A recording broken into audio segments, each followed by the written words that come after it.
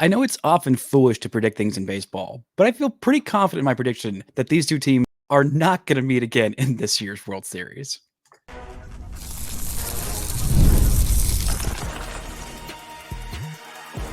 You are Locked On Rangers, your daily Texas Rangers podcast, part of the Locked On Podcast Network, your team every day.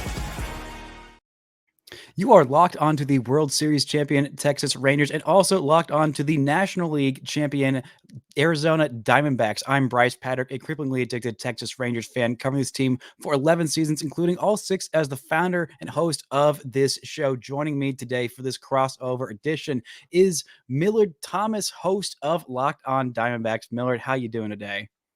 Doing good. D-Bats got a little retribution, I guess, but I'm sure they would much rather have that World Series ring like you, Bryce.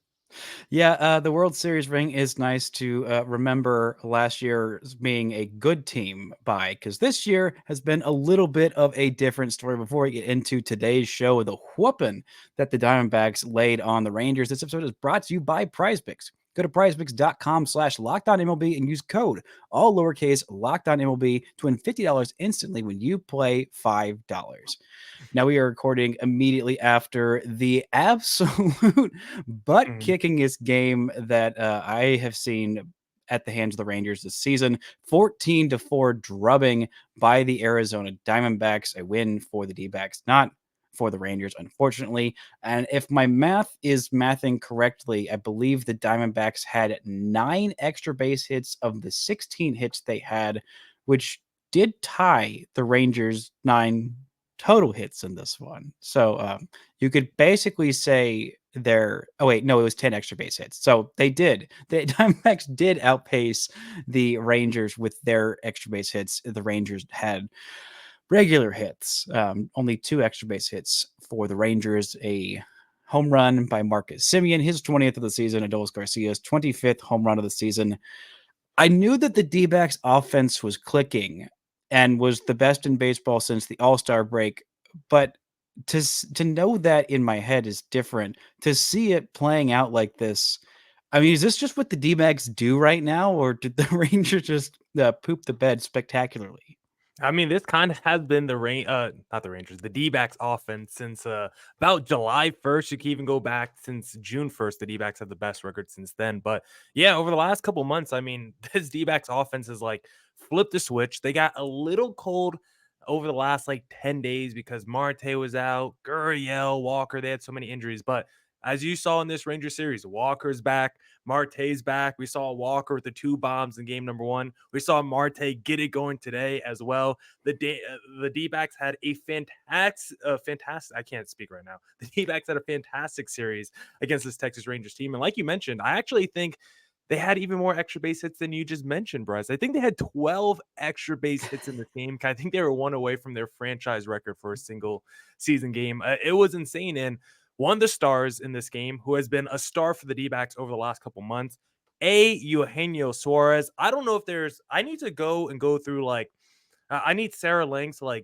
do some stat research for me, because I need to see a player who's had a worse first 80 games of their first half of the season, and then the turnaround that Suarez has had, because his first 87 games is quite literally a guy who shouldn't be on a major league roster. Now, over his last 65 games, he's been the best player in the National League. Those aren't hyperboles. He went from the worst player in the sport to the best player in the sport. That's how crazy of a turnaround it's been for Eugenio Suarez. And going against the Texas Rangers in this series, I know the D-backs really wanted this win.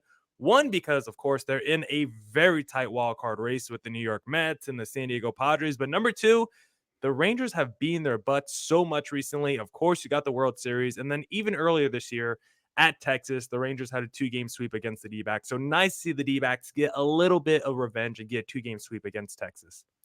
Yeah, this D-backs offense is fantastic, and you know what? I really like the Diamondbacks. I mean, I feel like our World Series was one of those ones where there's not really any bad blood between it. Just a really good World Series that I think was closer than a lot of people.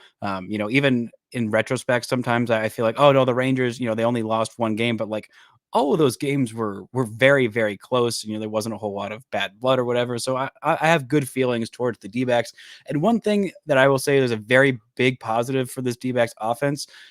and why I think they'll succeed in the postseason like the Rangers did is because it reminds me of the 2023 Rangers offense in that there's one elite, exceptional talent in Ketel Marte, and Mhm. well, the Rangers had Corey Seager, and then there's about they go about 7, 8 hitters deep of pretty good hitters. And for me, I like that kind of an offense better. I think it, lends itself to being a more well-rounded, more consistent, just better overall offense, a better product, and more dangerous in the postseason than an offense that's kind of top heavy, like, say the Dodgers or sometimes the Phillies. Like, I'd rather have, instead of having, like, take the Dodgers specifically, 3 of the best hitters on the planet. There's no no way around it. I mean, Mookie Betts, Freddie Freeman, Shohei Ohtani, those are 3 of the best hitters on the planet. But you look at, 4 through 9, they have some depth there, and they're, getting more healthy. But for a large stretch of the season, everyone, besides after Teoscar Hernandez, who was hitting cleanup for them, I mean, 5 through 9 was just not very good. But you look at this D-backs lineup, and it's like 7, 8 guys deep that are all pretty good. And, their number 9 hole hitter is Geraldo Perdomo, who is about a league average hitter. If you have everybody on your team that's at least league average as a hitter, and like 5 to 6 guys that are, 10, 15% above league average, I think that it should be the way to build your offense as opposed to just going for, a couple of stars, because even those guys have cold stretches. And, with the Rangers, when they had a couple guys would have a bad month or Seager would miss some time, there was plenty of depth in there. And I think, is that how you see this D-backs offense of just there's no holes, there's no let up for pitchers? No, I think the depth is like the greatest point you can make when talking about this D-backs team because, like you mentioned, we saw Randall Grichuk today have a great game for the D-backs, hit a home run. He's the D-backs fourth outfielder with Gurriel, with Carroll, with I'm already forgetting Jake McCarthy. Like those 3 guys are the 3 everyday starting outfielders, and Grichuk is just coming off the bench. He has like near 1,000 OPS or runners in scoring position this season. Like he leads the league in pinch hits. He's been incredible. Adrian Del Castillo gets called up for the minor leagues. We all saw him get a big home run in this game today. He's been incredible offensively since the Moreno has gone down. We're now at the trade deadline. Traded for Josh Bell. He's just chilling on the bench. Josh Bell's a guy with like 35 home run potential, and he might not even make the postseason roster. That's how deep this D-backs team is, and I think that organizational depth that Mike Hazen has been able to build over the last couple of years, I think that's a great point by you, Bryce, because this D-backs team, you look up and down from the lineup to the rotation, there's bullpen. There's just depth everywhere. There's just quality talent everywhere. And I think that's the best thing you could do. Just have at least a good quality major leaguer at every position. And that's really how you want to build your team. And I like the comparison to the Texas Rangers. I could see Corbin Carroll being like our version of like Marcus Semien in terms of like that profile. And then Christian Walker could be like their Dallas Garcia for our team. So I actually really do like that comparison between our 2 squads. Yeah, yeah. Unfortunately, you hope that comparison doesn't lend itself to the 2025 Diamondbacks just all falling off a cliff offensively, because that's what's happened with this Rangers team. They are missing Corey Seager. He has been out with a hip injury since, I believe, 2 weeks ago. I don't know. The time has gone very slowly when you're not having fun. The exact opposite of what you would like time to be doing. I mean, Marcus Semien has had a really down year offensively. Defensively, he's still been stellar. And you look across the board, and well, Wyatt Langford's a rookie, but I mean, basically everybody on this roster outside of Josh Smith has had, if not a career worst year, then a well below their career average year. I mean, Jonah Heim is just having a dreadful offensive season. He was an all-star last year, and I was complaining that he wasn't high enough in the top 100 players ranked in the game right now by MLB Network. And well, in terms of, I believe it's WRC plus, he is the worst qualified hitter in baseball this year, to the point where the Rangers needed to make a trade for Carson Kelly. I mean, they still had hopes as Former recently. D-back. Yeah, a former Diamondback great as recently as last year, and the Rangers had playoff hopes as recently as the trade deadline. And since then, it has not gone well for them. Speaking of people, it has not gone well for. This was not a great day for Cody Bradford. The worst start of his season. We're going to get into why that was. Was it that the Diamondbacks offense is just that good? Was there something different going on with Cody Bradford for this start in his previous ones? Talk about that right after this word from our sponsors. This episode is brought to you by PrizePicks. PrizePicks is America's #1 daily fantasy sports app with over 5 million active members. PrizePicks is the easiest and most exciting way to play daily fantasy sports. Unlike other apps on PrizePicks, it's just you against the numbers. All you do is pick more on or less on 2 to 6 player stat projections and watch those winnings roll in. You can now win up to 100 times your money on PrizePicks with as little as 4 correct picks. PrizePicks is the best way to get in on the action on sports in most states, including California, Texas, and Georgia as well. PrizePicks invented the flex play, which means you can still cash out if your lineup isn't perfect. You can double your money even if one of your picks doesn't hit. So download the PrizePicks app today and use code LOCKEDONMLB and get $50 instantly when you play $5. That's code LOCKEDONMLB on PrizePicks to get $50 instantly when you play $5. You don't even need to win to receive the $50 bonus because it is guaranteed. PrizePicks. Run your game. The show is also brought to you by FanDuel. FanDuel is the #1 sports book in America. Well, we got something a little bit different for you this week because now through September 22nd, all FanDuel customers can bet $5 and get a 3-week free trial of NFL Sunday Ticket from YouTube and YouTube TV. Then with a YouTube TV base plan, you'll be able to watch every regular season Sunday afternoon out of market game. All you need is a Google account and a current form of payment. You can cancel anytime. FanDuel's got all kinds of great odds on playoff stuff, which unfortunately the Rangers are not on there because unfortunately they are not very good this year. Right now, 2024 World Series odds, the Diamondbacks are, I believe, let's see, 11th at plus 2,700, a little bit behind the Milwaukee Brewers, a little bit ahead of the Kansas City Royals, also behind the Twins, Guardians, Braves, Padres, Astros, Orioles, Dodgers, Phillies, and Yankees. Not in that order. There are also some MVP picks. I know if I had an MVP vote, Ketel Marte would definitely be someone that I'm considering. So check out all the action. Visit FanDuel.com and download America's #1 sportsbook. Now, shout out to the everydayers for making Locked On Rangers and Locked On Diamondbacks your first listen every single day. The Rangers take on the Mariners tomorrow. Kumar Rocker's debut you can catch at 8:40 p.m. Central Time, and I think the Diamondbacks are playing somebody at some point in the future. But you can catch every pitch of the hometown broadcast for all of the games on Sirius XM. Just download the SXM app and search Rangers or D-backs. Now, Cody Bradford has been a big developmental win for the Texas Rangers this year. They have been a team that has not developed any homegrown starting pitching worth much of anything. And this year, Bradford has been the breakout guy, cementing himself as a legitimate, competent starting pitcher at the big league level. He has had nothing but great starts so far this year.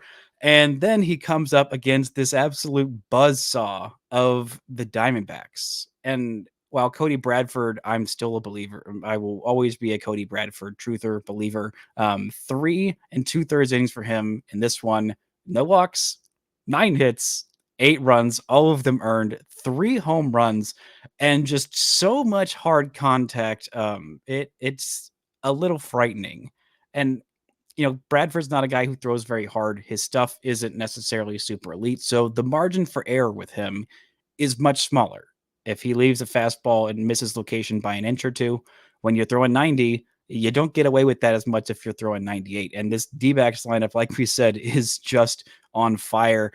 But for me, just seeing Bradford get this rocked, I mean, some of it, I think some of it, not all of this, was due to a little bit of pitch tipping or just sequencing that the Diamondbacks really had figured out, because there were quite a few pitches, especially the breaking stuff early on, that the Diamondbacks were just jumping on. First pitch, curveball, a couple of times Ketel Marte had hits off of those. I think he knew it was coming, either the sequencing or something that Cody Bradford was doing was kind of tipping them off.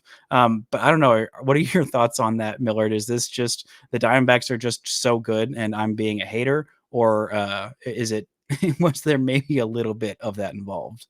No, I think some of it just a product of this D-backs offense. Just really in a mode where they're clicking right now. Like we mentioned earlier, this team is just so deep, and the quality of at bats that they get from each and every single guy in their lineup. I want to give some credit to just this D-backs offense doing what they normally do over the last couple months. I mean, they've done this to so many different pitchers, and a guy like Bradford, like you said, he's very good, but his fastball is topping out around 90 miles per hour. So if you're not going to make those perfect pitches, then he made a couple mistakes in the middle of the zone that the D-backs right now, I mean, if you're pitching to Suarez or Grichuk, Corbin Carroll, even a guy like Pavin Smith, and you make a mistake, they might kill you. So I think that's what we saw today from Bradford. But yeah, if he's a young guy and the Rangers finally developed someone, as we were talking a little bit off air, I started Bradford today because I liked what I seen from him recently. I'm in a big fancy playoff matchup going against someone that has been undefeated all season long, and Bradford definitely crapped the bed a little bit for me today. But as the Locked On D-backs guy, maybe I should have expected that. And for the D-backs side, I mean, we saw their starter, Merrill Kelly, actually leave this game earlier today with maybe some cramps or some hamstring tightness. Not too sure what it is. This is a guy that spent a lot of time on the injured list this season. So just more of the merry-go-round for this D-backs rotation, which has been very up and down since getting fully healthy, having a full rotation finally. It's been very up and down. And one of the dudes who has not been good for the D-backs this season is former Texas Rangers World Series winner Jordan Montgomery. When you see Monty on the D-backs and you see his struggles, how much do you say, what happened to this guy? Is it the weight, or how much do you actually put into the blame that he missed his whole offseason program? Is that like something you're going to be watching out for as like a Texas Rangers fan when you're looking to free agency? You're going to be like, you know what? Let's not get the guy who didn't pitch or train all offseason and then sign him a day before the regular season. As a Jordan Montgomery truther and lover, yes, I place all the blame on Scott Boras. It is entirely Scott Boras. There is no fault on my beloved, perfect Jordan Montgomery. No, I think that's definitely got a big part of it. I mean, just the shock factor. I mean, I haven't watched a whole lot of D-backs game. I watch a decent amount, Mhm. but I tuned into a few different Jordan Montgomery starts, just because he's always going to hold a special place in my heart. I mean, one of, I'd say the best part-time Ranger of a guy who was there for a rental, and he, came at the trade deadline, was fantastic through the rest of the regular season. I mean, I'm sure you remember that start in Arizona in the regular season where he went 8 shutout innings, and then the D-backs took it to the Rangers and eventually walked them off. That game-tying home run from Ketel Marte off of Aroldis Chapman when the Rangers were just in their worst stretch of the season and desperately needed a win to get 8 shutout innings from Monty, and the Rangers lose that game. I think that might have been the regular season game that made me tear my hair out the most. But yeah, I and you see him come into this game with an 8-run lead, and you're like, is this what Jordan Montgomery's been relegated to? I Mhm. mean, it's just crazy. And I mean, he really does have a point of Scott Boras completely misreading the market for him and for Blake Snell. Both of those guys coming off fantastic seasons. I mean, Montgomery, it pitches in the postseason like an absolute hero. Didn't have the best start in the World Series against the Diamondbacks. But I mean, he was fantastic in the ALCS. Not super great in his one start against the Orioles, but the Rangers were blowing that, so it didn't matter. And really set the tone in game one of the entire playoffs for the Rangers in that AL wildcard game against the Rays in Tampa. He was phenomenal. The Rangers do not get to the playoffs. They do not win the World Series. They do not get through the playoffs, and they definitely don't win the World Series without Jordan Montgomery. I mean, he is going to be coming off. There's not going to be a lot of interest in Jordan Montgomery Yeah, in and free agency. And the I get, sad part, yeah, and the sad part is he has like a $25 million player option. So I'm not even sure if it's like a does he? choice for the D-backs. Yeah, I think it's like 25 million. I gotta double check, make sure it's not like a mutual option, but I think it's a player option that he has. I was looking at like the SPO track the other day, Yeah, and Spotrac had it. I was confused by it. I wasn't sure if there was like a mutual option or whatever. I thought it was just a 1 year, $25 million deal. If he's a full on free agent, if he has a player option for $25 million next year, there's no way in heck that he is not yeah, taking that, because nobody's giving him $25 million this offseason coming off of the year that he's had. He actually shout out to Jordan Montgomery getting credit for the save in this game because he pitched the final 3 innings. And if you win and you pitch the final 3 innings, no matter how far ahead your team is, you get credit for the save. But definitely someone I think the Rangers would consider a no, buy low deal on. I mean, right now their rotation for next year is looking like Jacob deGrom, assuming they don't sign anybody and Evo leaves in free agency. Jacob deGrom, Tyler Mahle, John Gray, Cody Bradford, Kumar Rocker, Jack Leiter. That's 6 guys already. But a lot of them don't have a super long history of durability. I mean, deGrom included, Mahle included, Gray included. Rocker is coming off of, he'll pitch maybe 50 innings this year is about the target. I don't see him throwing 200 innings and 30 starts next year, as much as I would love that for Rocker in his first full MLB season. But Monty's a good depth piece that I think the Rangers would at least kick the tires on if he is a free agent and does not exercise that option to go back to the D-backs. And if he does, like, I still think there's a very good pitcher in there in Jordan Montgomery. I mean, next year he's probably, I don't know what your read is on him getting left off the playoff roster or not, but he's just such a big moment guy, and he knows what it's like and what it takes. I don't think you're going to be starting him game 1 of a playoff series, or maybe probably at all. But still, having a guy like him as a weapon out there, it's really sad to see, the kind of season that he's had, but it doesn't tarnish any of those great memories for me with his tenure with the Rangers. Yeah, he's probably still a playoff guy, but it's getting a little borderline. But I don't think we probably have a better option than him right now. Third lefty in the pen, so I'm fine with him being on the playoff roster for now. I do have a question for you, Bryce, about the status of the Rangers this season and what it means moving forward for your ball club. But I think I'll save my question for segment number 3. That's a good start. Yeah, we will talk about that right after this word from our sponsors. And hey, for those of us who thrive on getting stuff done, including workouts, every minute counts. That's why you need Tonal, the smart strength training system that takes the guesswork out of working out so you can make sure you're making the most out of every rep. Tonal is the world's smartest and most effective strength training system that helps you get stronger, powered by AI. Tonal learns with every rep so you can deliver workouts personalized just for you. Tonal learns from your movements and provides suggested weight recommendations for every move with detailed progress reports. They even create personalized programs and workout suggestions of recommendations based on your individual goals. It's just like having a personal trainer at home with you, as Tonal will optimize every workout just for you. Unlike traditional gym equipment, Tonal uses adaptive digital weight to advance your training techniques. From professional athletes to the Mama 3, Tonal is trusted by thousands who became their strongest. Right now, Tonal is offering our listeners $200 off your Tonal purchase with promo code LOCKEDONMLB. That's Tonal.com, and use promo code LOCKEDONMLB for $200 off your purchase. That's Tonal.com, promo code LOCKEDONMLB for $200 off.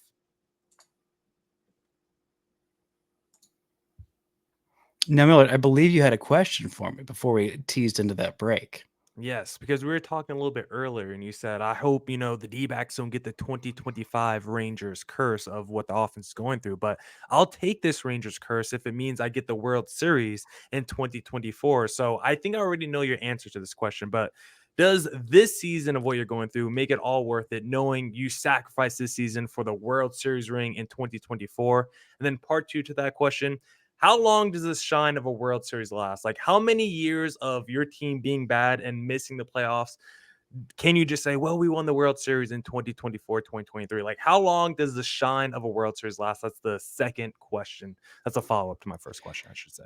Well, the first question is absolutely yes. I mean, 100,000%. I mean, Rangers in baseball, like it has always been my diehard big sports guy in general, but like Rangers has always been my first love. It is the thing that made me love sports in general. And with all the heartbreaking Rangers playoff losses, it was something that I kind of thought, okay, this is just never going to happen. Like it's just not happening for the Rangers, and that's okay. Like I still love baseball. Like it's still something that I obsess over. Even if I wasn't doing this job, I would still be maybe not living and dying with. I probably would have turned this game off a lot sooner if I Yeah. wasn't doing this podcast. But still, like I said it before the World Series, before the playoffs. I'm like, if the Rangers win a World Series, they could be 0-1, 60, whatever, forever, and it would still be worth it. And I stand by that. Like it's not fun. I'm still watching it, and I'm so frustrated by this season, obviously. But as for how long the shine lasts, it's still lasting.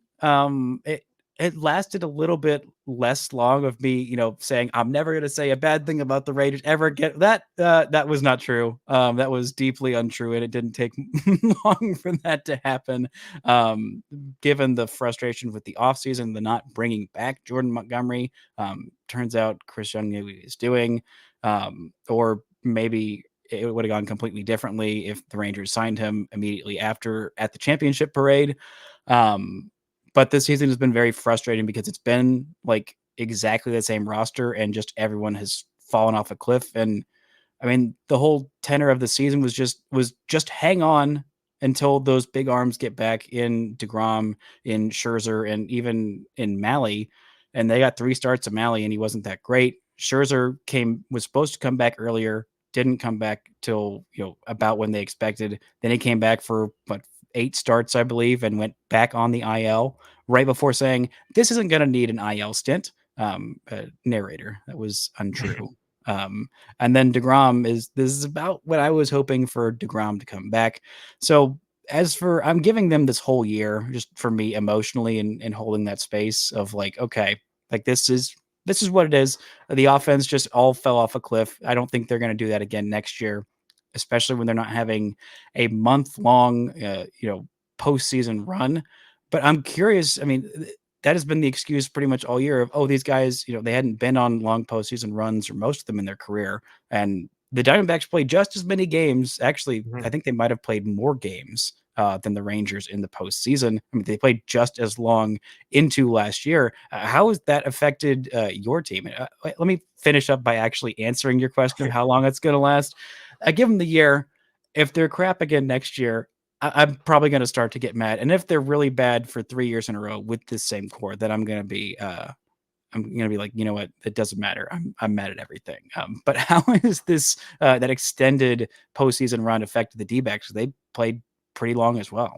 Yeah, it's a great question. I mean, obviously, when you look at the D-backs now, they seem like a really good team. Their offense over the last couple months has been on fire. But you look at the D-backs, like what their record was at one point mid-June. Like this team was many games below 500. This was a team that was fighting and scratching just to get into the wild card conversation. Corbin Carroll was terrible the first half of the season. Guys like Zach Gallen was struggling early on, looking a little rusty. Merrill Kelly got hurt early on. Like how much of that was just the fact that some of those guys, like you just mentioned, played the full season, went deeper than ever. Is that why we saw Gallen struggle to begin the year? Is that why Kelly got hurt? Is that why Carroll struggled? I'm not too sure, but the D-backs eventually worked through those struggles that we saw in the first half, thankfully, and then turned around their season. Now they are on pace to really enter the playoffs in a very strong standpoint. Hopefully their rotation can get healthy and better, but this has been a complete season turnaround. I do think when you look at guys like potentially Brandon Pfaadt, a second year guy, he pitched the full, or he didn't pitch the full season last year, but technically first full season this year after pitching to the postseason last year. He seems like he's starting to hit a wall right now. Maybe that's the guy you look at and say, you know what? Maybe all the pitching he's done over the last 18 months, maybe that's starting to, wear on him a little bit right now. But I think for the most part, this team went through their World Series hangover struggles despite not winning in the first half of the season. Now I think they're gearing up for a second potential World Series run. Yeah, I definitely see this D-backs team going on a deep run. I mean, the National League is really, really talented. I mean, there's a lot of really good teams there fighting for those wild card spots, and maybe the D-backs will end up chasing down the Dodgers. I know that is still a possibility, and I think like it also helps bringing in some new guys. I mean, that's also the thing that I think happens a lot with teams that make it to the World Series and don't end up winning.